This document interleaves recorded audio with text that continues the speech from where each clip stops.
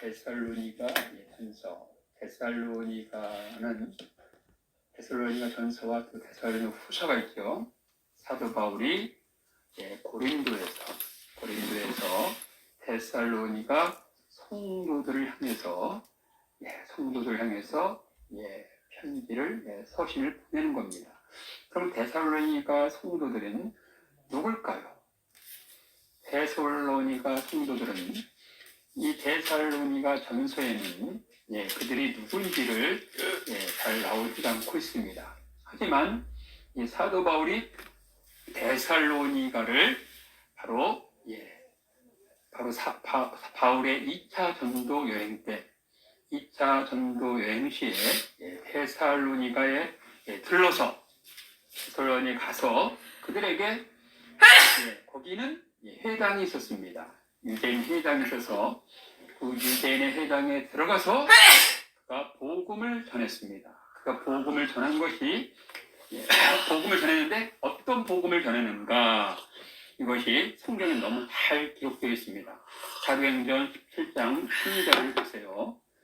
사도행전 17장 3절 보면 사도 바울 선생이 데살로니가에 있는 회당에 가서 어떤 복음을 전했는지 잘 나오고 있습니다. 찾으셨나요?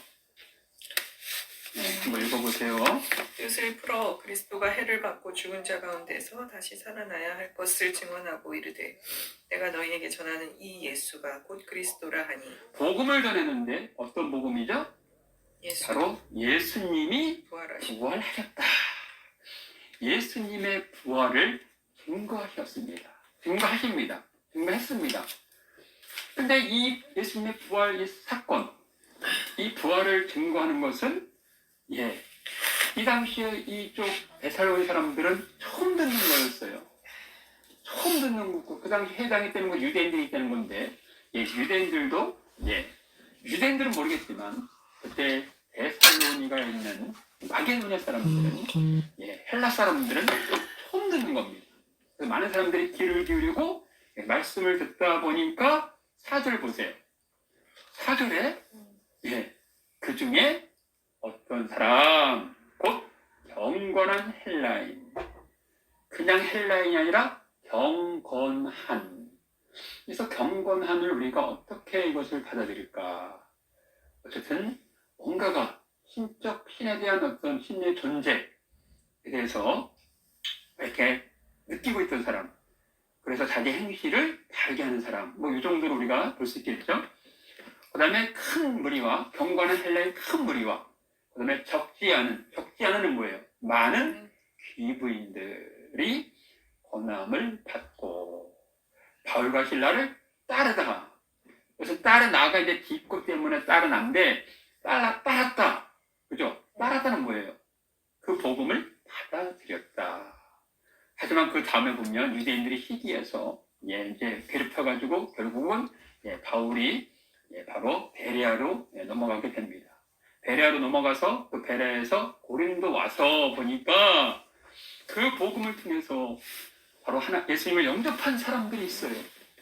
그래서 거기서 또 교회가 또 이렇게 세워졌어요. 그런 소식을 들으면서 너무 감사한 거예요. 그냥 며칠 오랫동안 머물지도 않았는데 잠시 잠깐 거기서 복음을 전했는데 정말 뜻하지 않게도 정말 생각하지 않게 하나님의 역할 가운데 그것도 이방인들이 헬라인들이 바로 예수님을 영접하고 하나님의 자녀가 되었습니다. 그래서 그들을 사랑하는 마음에 또 그들을 걱정하면서 바로 오늘의 데살로니 전서를 쓰게 됩니다.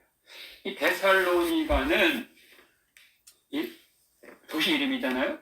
이 데살로니가가 도시 이름인데 이것도 사람의 이름을 따서 한 거예요. 그 당시에는 이제 마게도냐든지 로마든지 황제가 그 이름을 따서 도시 이름을 짓잖아요. 근데 이것은 마게도냐, 로마에게 정복되기 전에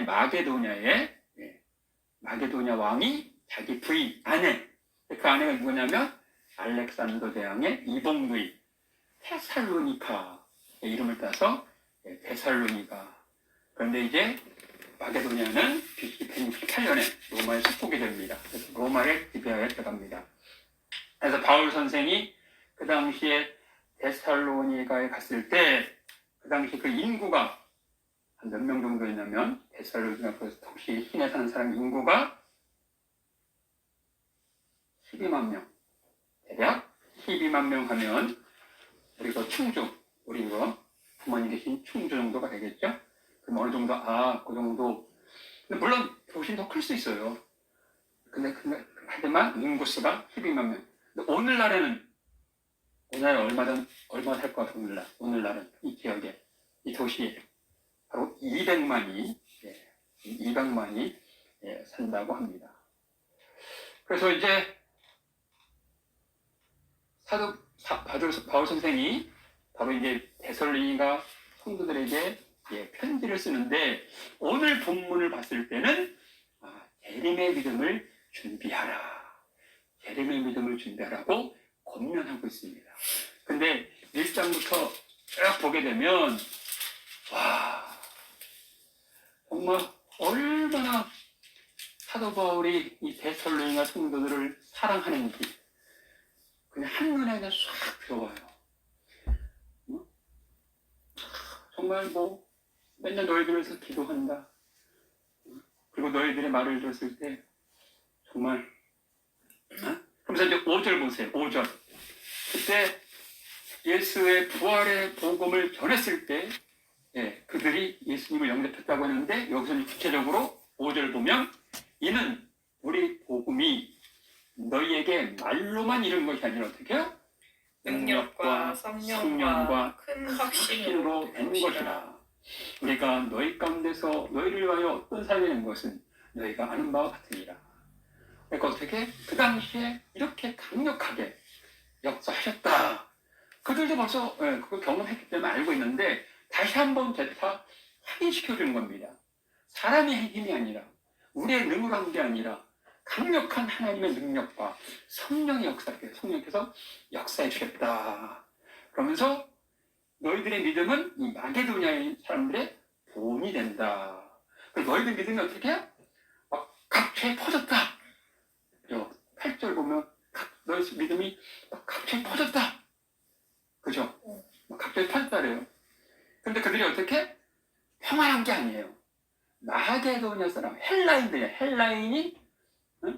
헬라인이 예수님을 하나님의 아들로 구주로 영접했을 때, 받아들였을 때 그들에게 어떤 어려움이 있겠어요? 바로 환난. 6절 보세요. 6절 읽어보세요. 또 너희는 많은 환난 가운데 환난 받았어요. 어려움이 있었어요. 어려움이 있었어요. 근데 어떻게 해요? 그 환난을 기쁨으로 말씀을 하다. 기쁨으로. 그러니까 성령께서 그를 장악해 주셔서 그 환난을 이기게 했다는 것입니다. 그러면서 너희는 우상도 버리고 참되신 하나님을 섬기는 자다. 그러면서 10절 보세요. 10절. 또 죽은 자들 가운데서 다시 살리신 그의 아들이 하늘로부터 강림하실 것을 너희가 어떻게 기다리는지를 말하니. 예수님의 부활에 대한 그 복음을 듣고 그 부활하신 예수님을 딱 영접하니까 예수님을 모셔드리니까 이제는 어떻게? 예수님이 부활하신 걸 끝난 게 아니라 하늘로 올리셨다가 장차 우리에게 오시는구나. 장차 우리에게 재림하신다는 거구나. 이것을 이제 받아들이게 되는 거예요. 부활하신 주님 감사합니다. 열심히 신앙생활 이게 아니라 이제는 그 주님의 부활하신 주님에서 이제 그걸 지나서 재림하시는 주님으로 이들이 받아들이는 겁니다. 물론 이것을 사도 바울이 이제 계속해서 서신을 통해서 이 부분을 계속 강조하는데 2장과 3장을 보면 얼마나 칭찬을 하는지 몰라요. 그래서 8절을 보세요. 8절. 우리가 이같이 너희를 사모하여 하나님의 복음뿐 아니라 우리의 목숨까지도 너희에게 주기를 기뻐하면 너희가 우리의 사랑하는 자가 되리라. 내가 내 목숨을 하나도 너희에게는 아깝지 않다. 내가 진짜 죽기까지 너희들을 사랑한다. 이렇게 하고 있습니다. 사도 바울 선생님이 일방적인 사랑이 아니에요. 그만큼 이 데살로니가 성도들도 호세에서 막 10절 보면 거룩하고 옳고 흠없이 행하였는지에 대하여 너희의 증인이라. 근데 이것은 이제 사도 바울이 그렇게 했다는 거죠. 그만큼 이제 그들한테 열심을 냈다는 겁니다. 이거 쭉 보게 되면 정말 얼마나 이들의 신앙에 대해서 얼마나 막 격려하는지 막 칭찬을 뭐 보통 칭찬이 아니에요. 아니 극 칭찬을 합니다. 극 칭찬을. 사도 바울의 큰 기쁨이었다. 그리고 자랑의 멸류관. 그리고 보세요. 살전 2장 13절, 2장 13절, 2장 13절 한번 읽어보세요. 이러므로 우리가 하나님께 끊임없이 감사함은 너희가 우리에게 들은 바 하나님의 말씀을 받을 때 사람의 말로 받지 아니하고 하나님의 말씀으로 받음이니 진실로 그렇다. 아멘.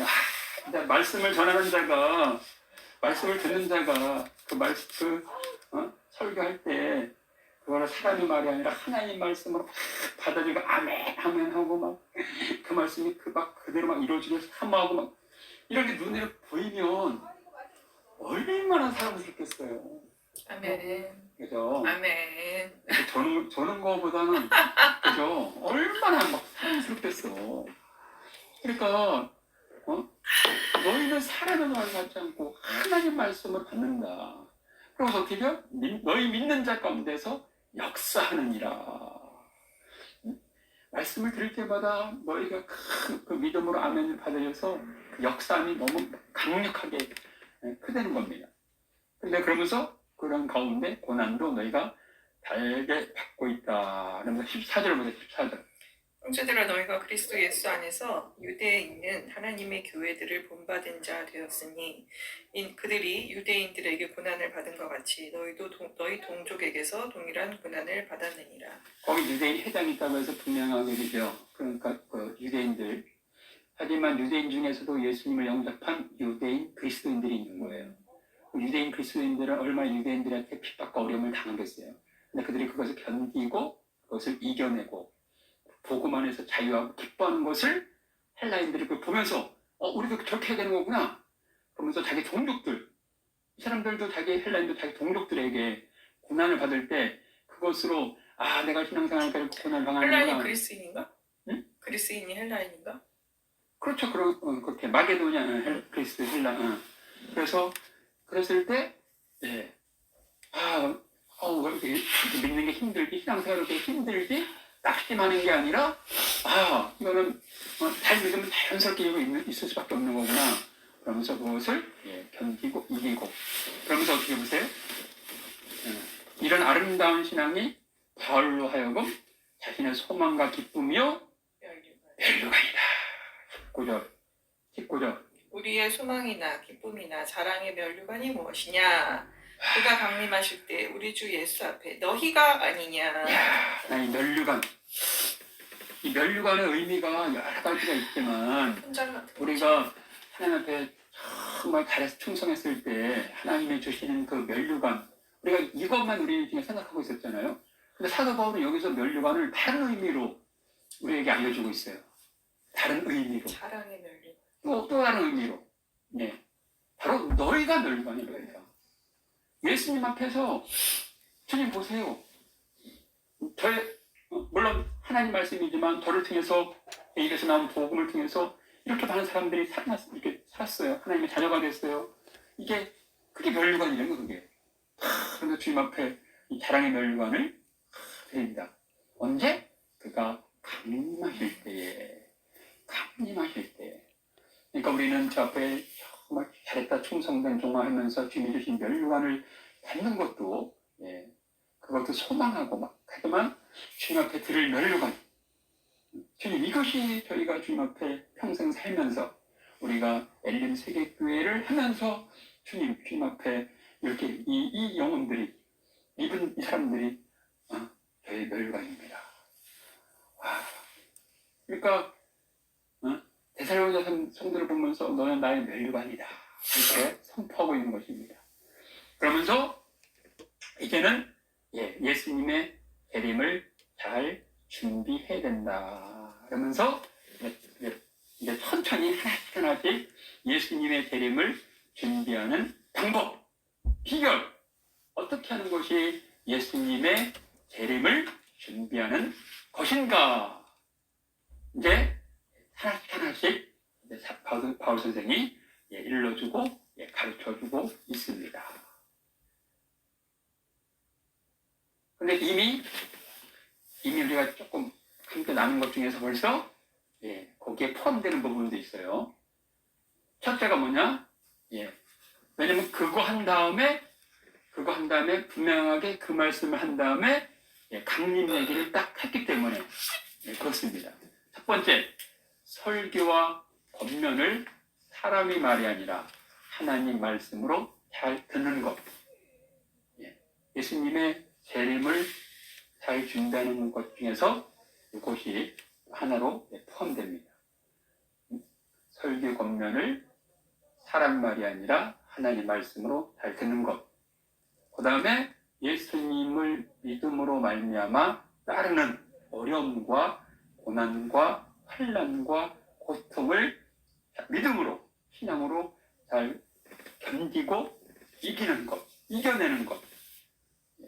그것도 주님의 재림을 준비하는 방법에 속합니다. 이 두 개는 이미 했죠? 아까 말씀 나누면서. 그죠? 네.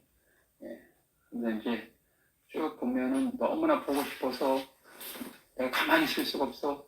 내가 디모데를 보낸다.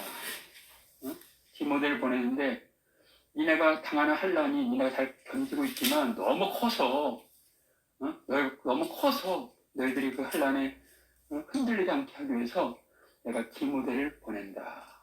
또 디모데를 보냈는데 디모데가 와서 소식을 전했는데 너희들이 나를 상당히 보고 싶어 한다는구나. 6절 보세요. 6절. 지금은 디모데가 너희에게로부터 와서 너희 믿음과 사랑의 기쁜 소식을 우리에게 전하고 또 너희가 항상 우리를 잘 생각하여 우리가 너희를 간절히 보고자 함과 같이 너희도 우리를 간절히 보고자 한다 하니. 그죠? 막 사도 바울을 사모한다는 거예요.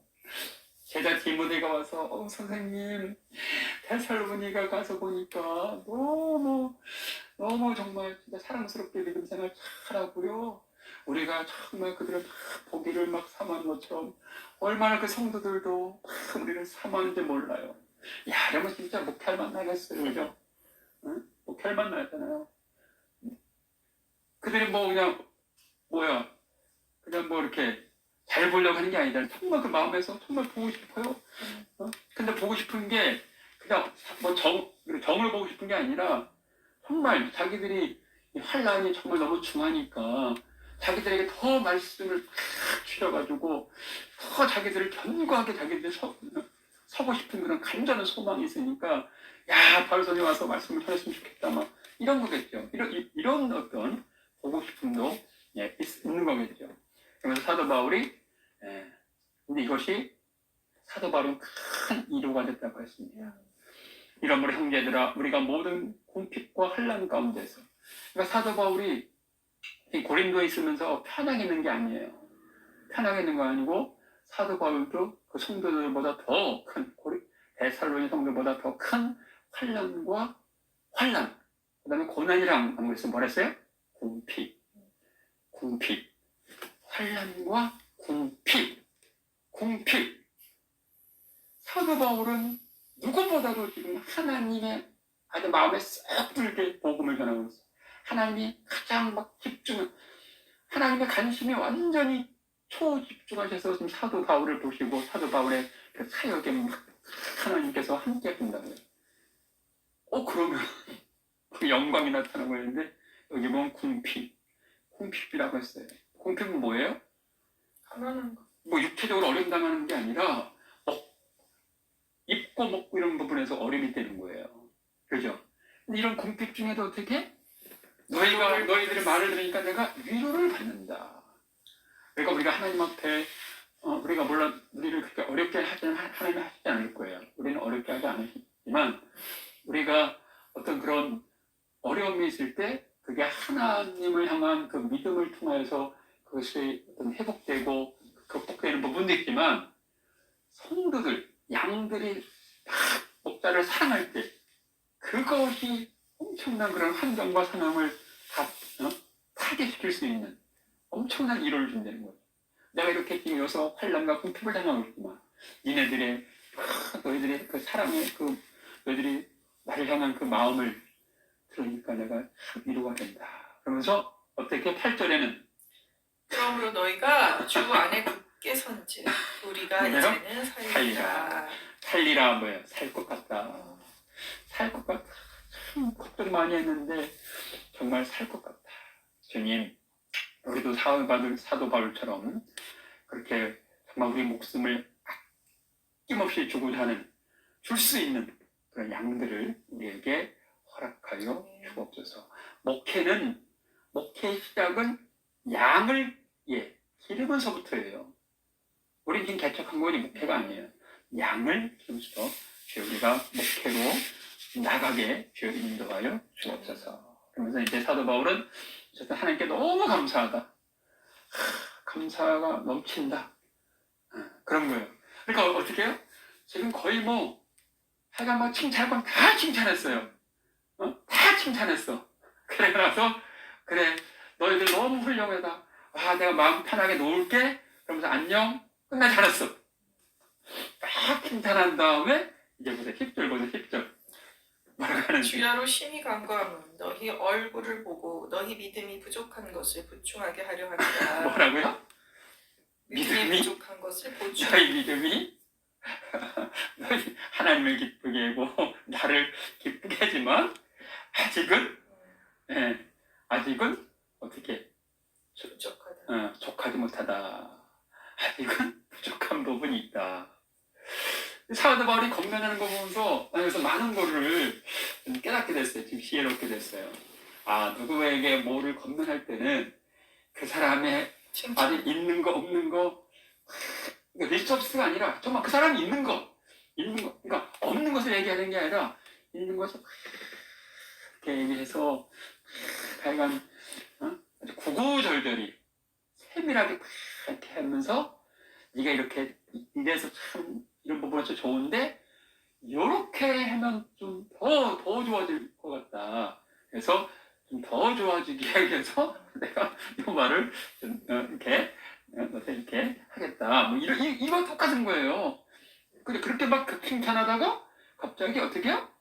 아직은 그럼에도 불구하고 너희는 아직은 좀 부족한 부분이 있다.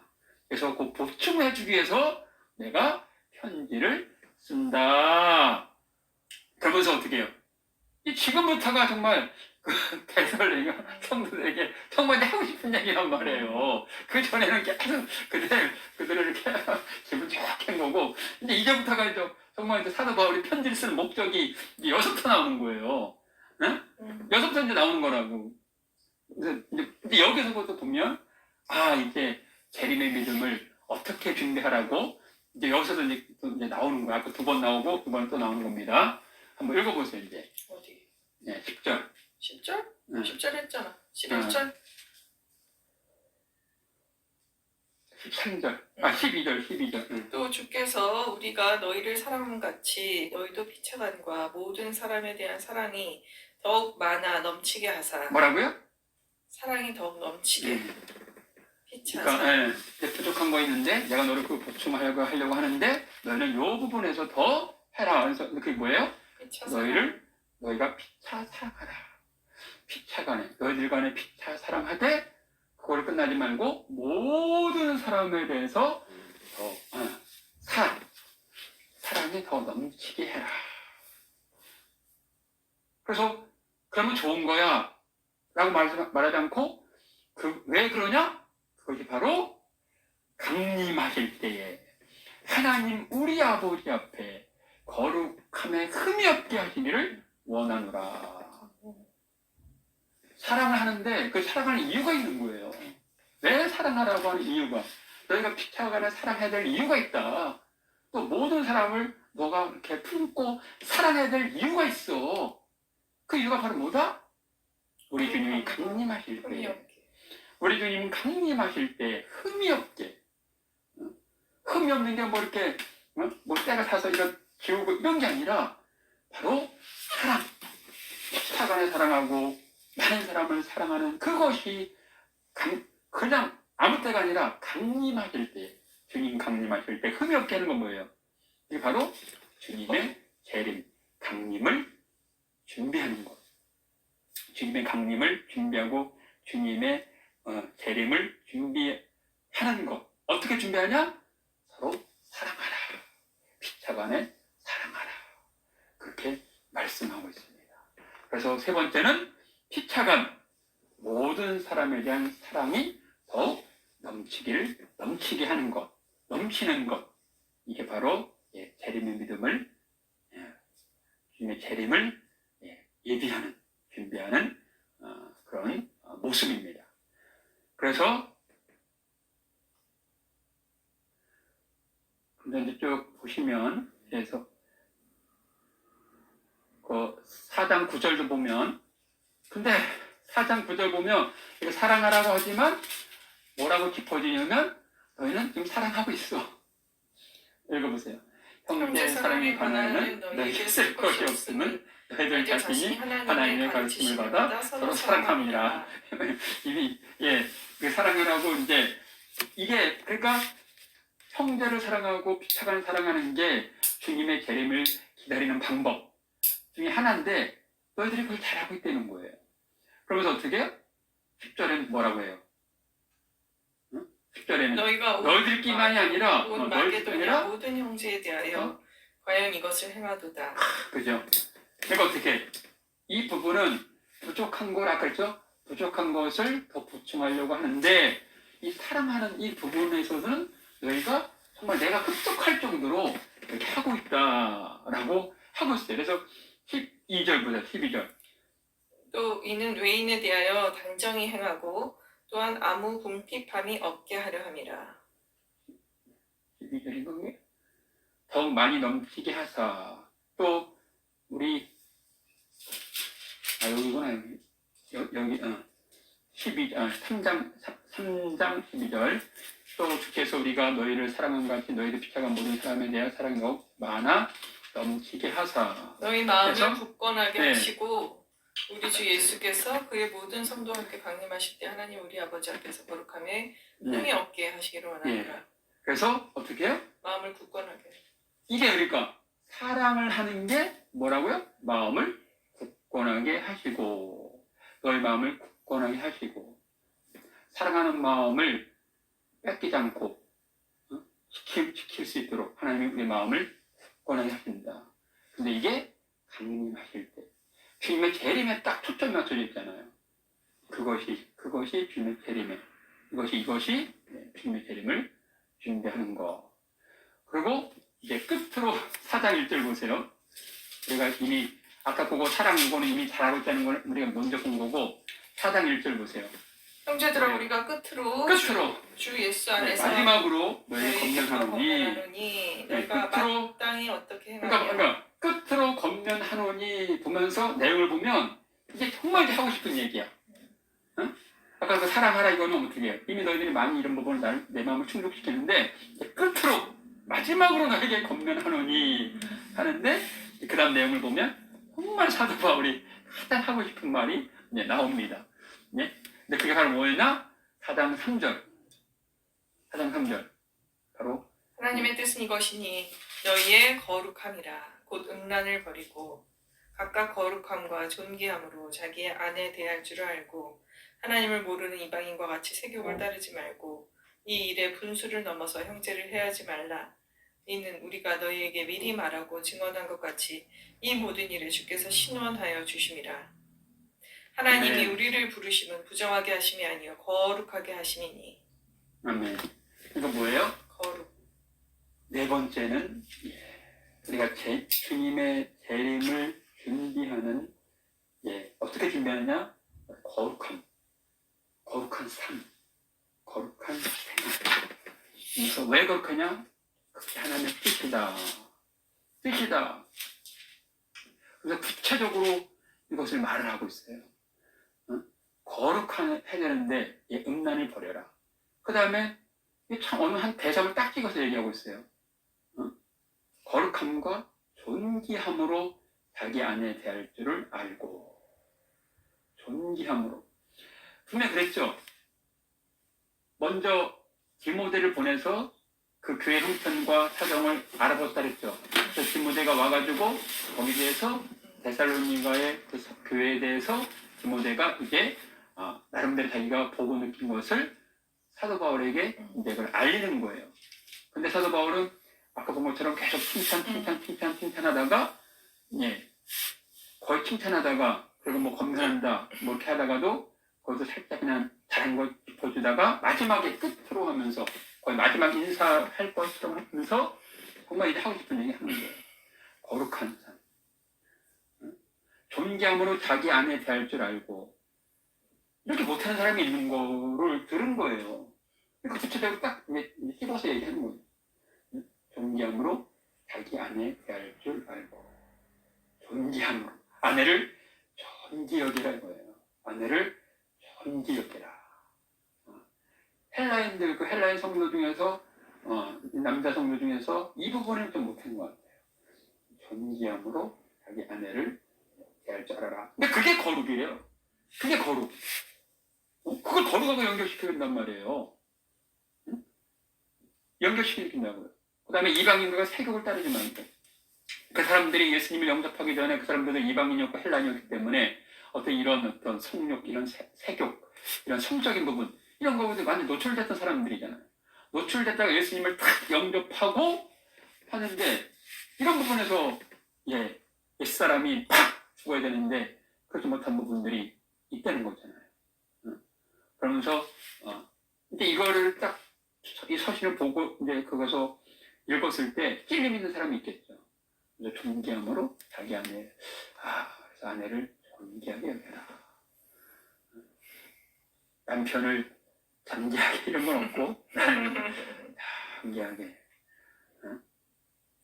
그리고 6절. 그러니까 이게 정말 사도 바울이 하고 싶은 얘기예요. 데살로니가 그 성도들에게. 그래서 이 일을 분수를 형제를 넘어서 해하지 형제를 하지 말라. 말라. 이는 우리가 너에게 미리 말하고 정한 같이 이 모든 일에 주께서 신원하여 주시니라. 분수를 넘어서 형제를. 그러니까 이게 뭔지 알죠? 어떤 이 사람은 이런 부분에서 좀 잘못하는 부분이어서 내가 주님의 마음을 가지고 해야지 했는데 안 받아들여. 감정으로 팍 나서가지고 감정이 팍 올라. 야 너는 그거를 아니 이렇게 얘기해. 야 이게 내가 말하는 거냐 내 안에서 너에게 이렇게 뭔가 내가 감동을 받고 너희한테 네가 받아들일 거 아니야. 감성. 이게 뭐야? 많이 듣던 소리네. 이게 분수를 듣는 거란 말이야. 어디서 많이 듣던 소리. 이게 그냥 권면하면 상대방이 한번 권면했을 때 상대방이 그냥 그거를 받아들이면 좋은 거고 안 받아들이면 그냥 어쩔 수 없고 그걸 위해서 궁일이 여기면서 기도하면 되는데 그것을 끝까지 그것을 막 그가 이렇게 이게 분수를 넘는다는 거예요. 이는 우리가 너에게 미리 말한 소같이 주께서 신원하여 주시니라. 하나님 우리를 부르심은 부정하게 하심이 아니요 거룩하게 하심이라. 그러므로 저버린다는 사람을 저버림이 아니요 너에게 그의 성령을 주신 하나님을 저버립니다. 여기서 보면요 성령을 해방하고 성령을 무시하고 성령을 어떻게 해요? 저버린 게 아니라 뭐라고요? 성령을 주신 하나님을 저버립니다. 성령을 주신 하나님을 저버립니다. 오늘날 우리가 왜 신앙생활하는 데 이렇게 어려움이 있는가 제가 많이 고민해봤어요. 근데 성령을 해방하면 엄청 큰 죄라고 우리는 알고 있는데 성령을 해방하고 성령을 방해하고 성령을 무시하고 성령을 터부시하고 이러면 이게 엄청난 큰 죄임을 알고 있는데 실제로 그래요?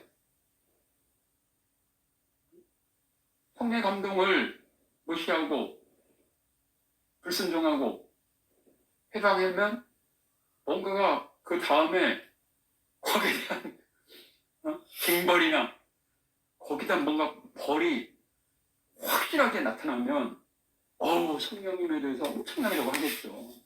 근데 일반적으로 성령님을 무시해도 성령 가만히 계시고 그냥 침묵만 하실 뿐이지. 성령을 해방해도 그냥 가만히 계시고. 그러니까 자기의 삶 가운데서 자기가 이렇게 그것을 겪다 보니까 성령님을 존중히 여기는 마음이 없는 거야. 와, 이렇게 되면 막 성령님이 막 너무 속상하시겠지. 성령께서 마음이 아프시겠지. 그러면서 그것을 알아가지고 자기가 막 돌이키고, 왜? 그래야 되는데 성령님이 간섭을 안 하시니까 뭔가 잘못했을 때 딱 관여하시고 간섭을 하시고 딱 분명하게 지적을 하시면 분명히 움직일 텐데, 우리 성도들이 보면 뭐 어떻게 해드려도 성령님 가만히 계시니까. 그러니까 성령님 내 안에 계시는 거야? 뭐 그러면서 그냥 점점 이제 성령님을 그냥 편안하게 이렇게 생각하는 거죠. 그래서 여기서는 성령을 해방한다라고 하지 않고 성령을 주신 하나님을 저버립니다. 하나님을 저버립니다. 저는 이게 그렇게 와닿았어요. 그냥 성령을 내가 저버린 게 아니라 하나님을 저버리는 거예요. 그래서 여기서 쭉 보면 사도 바울이 이 예수의 재림을 이게 기다리는 방법 중에서 가장 강조하고 있는 것이 거룩함입니다. 거룩함. 거룩함. 그러니까 성령을 외면하는 것. 성령을 외면하는 것도 거룩하지 못하다라고 지금 지적하고 있는 겁니다. 앞에는 뭐 구체적으로 음란하지 말라 뭐 이런 부분이 있지만, 그래서 거룩함. 그래서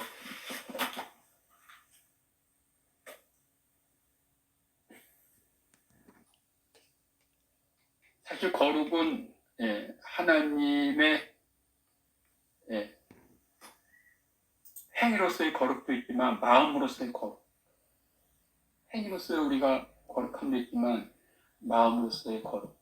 하나님의 뜻을 온전히 쫓는 거. 내 생각이 앞서고 뭐 이런 것보다는. 거룩을 여러 가지를 이제 적용시켜 볼 수 있겠죠. 그래서 이것이 예수님을 재림하는 거. 그 다음에 이제 다섯 번째가 있습니다. 다섯 번째. 11절. 또 너희에게 명한 것 같이 조용히 자기 일을 하고 너희 손으로 일하기를 힘쓰라. 그 이유는 뭐라고요? 그 이유. 이렇게 조용히 자기 일을 이는 하고 외인에 대하여 단정히 행하고 또한 아무 궁핍함이 없게 하려 함이라. 아멘. 예인에 대하여 단정히 행하고. 이게 뭐예요? 뭐가 이제 뭐 돈이 떨어지거나 뭐 하면 다른 사람들한테 손을 벌린다는 거예요. 그걸 부끄러워하지 않고 막 빌린다는 거예요. 그럼 뭐 어떻게? 예인들에 대하여 그건 단정히 행하는 게 아니다. 예인들에 대하여 단정히 행하는 게 아니다. 그러면은 조용히 자기 일을 하고 너의 손으로 일하기를 힘쓰라. 이게 뭐냐면 성도들을 향해서 하는 거예요. 여기 뭐 목회자, 니네 뭐 목회자 세미나 이게 아니에요. 성도들을 향해서 하는데 왜 그러냐? 이제는 오늘은 그걸 안 보겠지만 다음에 볼 수 있어요. 이제 주님의 재림을 이제 사모한다고 하니까 주님의 재림을 사모한다는 거는 속히 주님이 이제 오신다는 거. 먼 날이 아니라 이제는 가까이 오셨다는 거. 이제는 잠시면 주님이 재림하신다는 거. 이렇게 하니까 어떻게? 주님이 재림하시는데 이 땅에서 삶이 뭐 그렇게 하겠어? 우리가 주님 오실 때 잘 맞이하면 되지? 그러면서 자기의 할 일들 먹고 살 수 있는 그런 일도 등한시 여긴다는 거예요. 데살로니가 성도들은 대단히 후사고 그렇게 되면 그런 게 나와요. 그러면서 일하기 전면 먹지도 말라 이렇게까지. 그게 뭐냐면 그냥 게으른 사람을 나타내는 게 아니에요.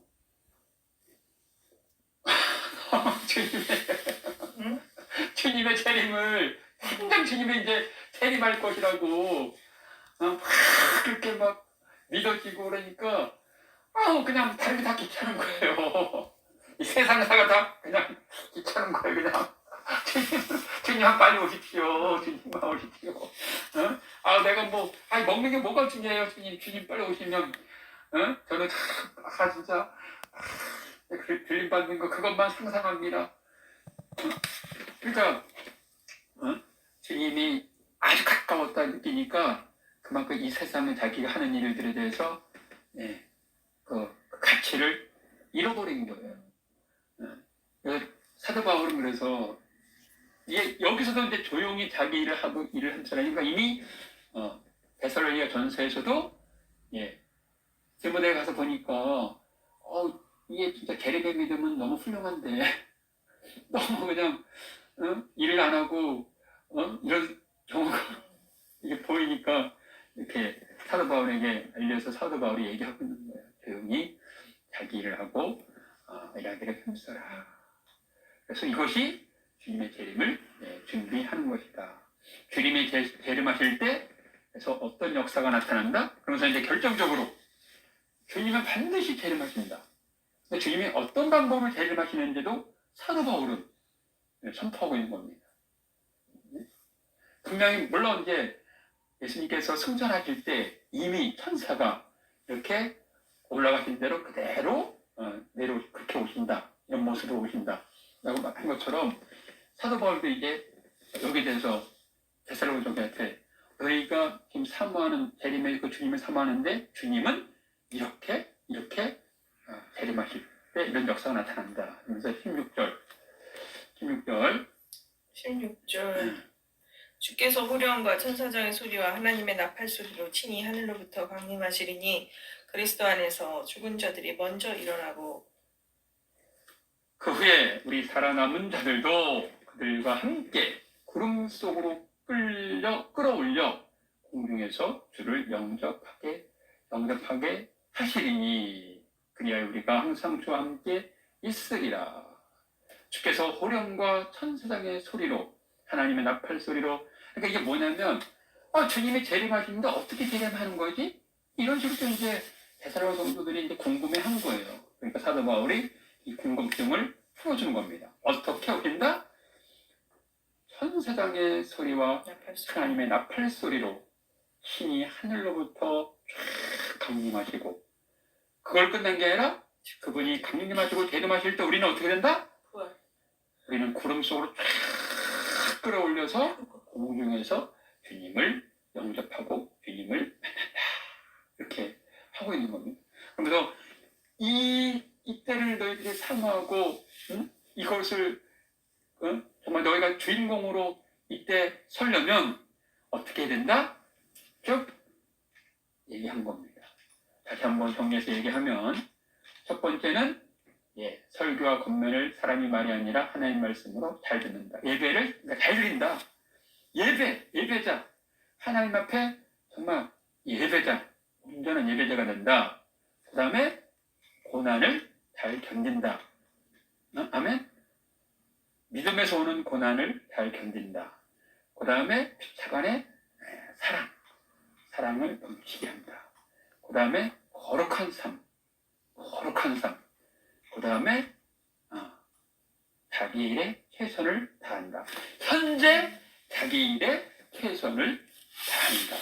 그러면서도 주님을 얼마든지 그 주님의 재림을 사모하면서 기다릴 수 있는데 그 현실에서 충실하는 그 자체가 바로 주님의 재림을 준비하는 거다. 아까 지구가 내일 멸망해도 오늘 사과나무를 심겠다는 다른 겁니다.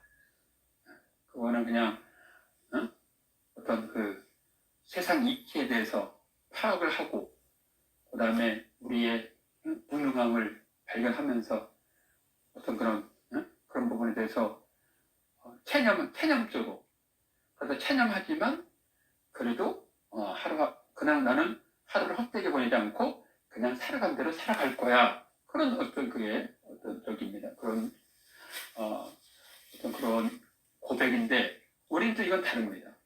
조용히 자기 일을 한다는 게 주님의 재림에 대해서 전혀 무감각한 게 아니라 하면서도 주님의 재림을 마음으로 늘 이렇게 떠올리고 그래서 이제 5가지 했습니다.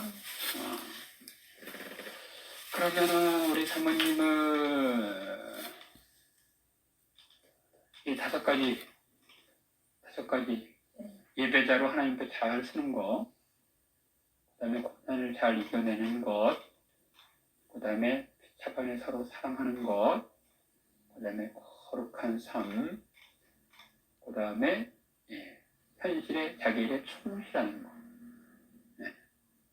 저 어떻게 일단 오늘 본문까지는 5가지가 있는데 주님의 재림을 잘 준비하신 것 같아요. 하나하나 한번 이렇게